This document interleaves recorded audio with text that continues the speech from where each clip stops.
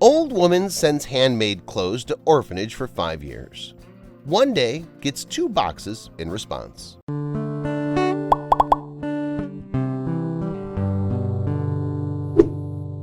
An older woman who spent 5 years knitting clothes for a particular orphanage returns home one day to find 2 boxes on her doorstep. Someone had caught her. Carol May was an old woman who lived alone in a small town. Her husband Jerry had passed away decades before, but because the woman had loved him deeply, she chose never to remarry. The woman at once channeled all her energy into knitting. She abandoned her work immediately after retirement, choosing to keep any knitting she did minimally. One day she was working on a blanket when she ran out of yarn, so she had to leave her home to get some.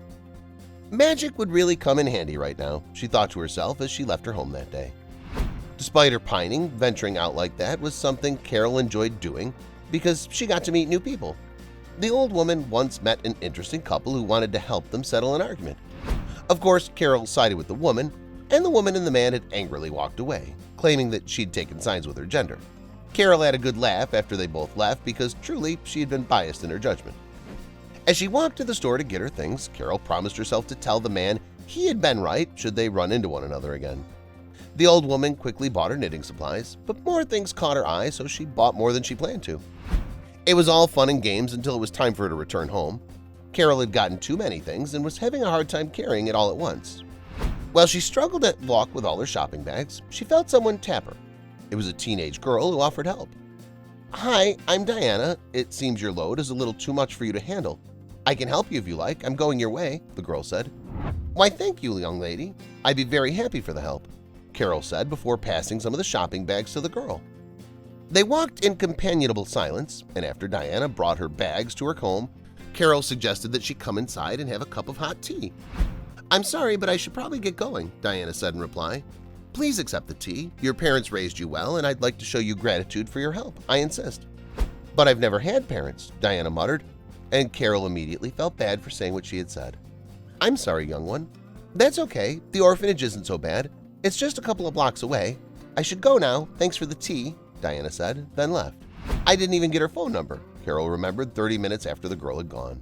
As the older woman cleared the table of the teacups, she noticed some bills under the saucer of Diana's teacup.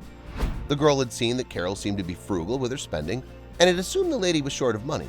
Carol wanted to thank her, but since she no longer earned money like she used to, she decided to thank her differently. From that time, she started knitting clothes for the orphanage where Diana was being raised and kept doing it for 5 years. Carol would take the things she knitted to the orphanage every month, then simply leave them on the doorstep. One day, she returned home from taking her latest batch of knits to the orphanage and found 2 boxes on her doorstep. She went on alert as she approached the box because she knew she had not ordered any deliveries. After a few minutes of examination, she opened it and found an envelope with money, a note, and a new knitting machine. Carol couldn't believe it, so she quickly opened the note and read, "Your kindness is limitless," it began. "Thank you so much for what you do. Recently, our orphanage received a donation, and we would like to share this money with you and also give you this knitting machine. Our kids absolutely love the clothes you make, and we would like to pay you for the hard work you do. Please accept this arrangement as we would like to give back in some way." As she finished reading the letter, Carol heard a noise behind her, and when she turned around, she was staring at an older Diana, accompanied by a few kids from the orphanage. "They wanted to meet you," Diana said about the children, who all collectively hugged Carol and thanked her for the clothes. "But how did you know it was me?" an emotional Carol asked Diana while she watched the kids run around her yard. "I work at the orphanage now, and I saw you bring clothes last month and the month before, so I decided we had to find a way to reward you." "You inspired it, my dear," Carol said with a smile before ushering all of them into her home for tea. What did we gain from this story? Good is cyclical. Good never stops with one person because that person passes it on to another who reciprocates by doing more good. Such is the case with Diana and Carol.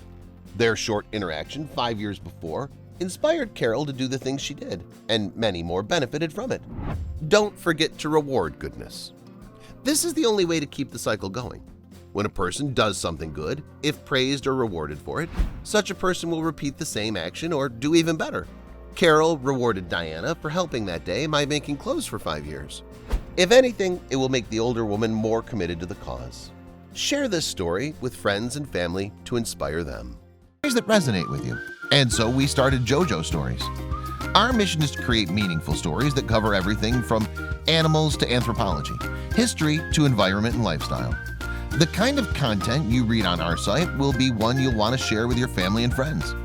We hope you'll join our growing family and be part of our community.